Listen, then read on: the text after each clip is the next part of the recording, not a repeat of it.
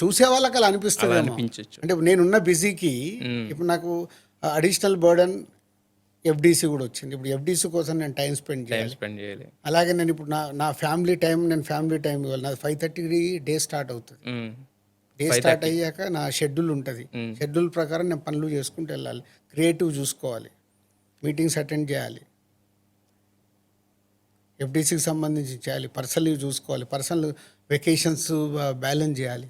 సరే అండి, బయట నుంచి చూసే వాళ్ళకి దిల్ రాజుకి ఏముందిరా కోటేశ్వర ఇలా అనుకుంటారు. మీరు 5:30 స్టార్ట్ అయితే డే ఎప్పటివరకు ఎండ్ అవుతుంది సార్? నైట్ 10:30. 10:30. 6-7 అవర్స్ కూడా 8 అవర్స్ అనే స్లీప్ అనేది అసలు ఇంపాసిబుల్. 7 అవర్స్ ట్రై చేస్తాను. 7 అవర్స్. బట్ ఈ కష్టాలన్నీ జనాలకు తెలియవు, చూసేవాళ్ళకి. అంతే కదా. ఇప్పుడు అంటే ఊరికేనే అన్ని రావు. ఇవి సక్సెస్తో పాటు పక్కన కూడా ప్యారలల్గా వస్తాయి. That is my 51-49 formula. నేను 51% నాకు పాజిటివ్ ఉంటే చాలు. 49గా వచ్చే నెగిటివ్ గురించి నేను పట్టించుకోరు. పట్టించుకుంటే మనం ముందుకు వెళ్ళలేము. అంటే అక్కడ అయిపోతుంది కొలమాన బద్ధకంలో 49-51 అంటే మనం పైనే ఉన్నాంగా, మనం కిందికి వస్తే ఆలోచించుకోవాలి.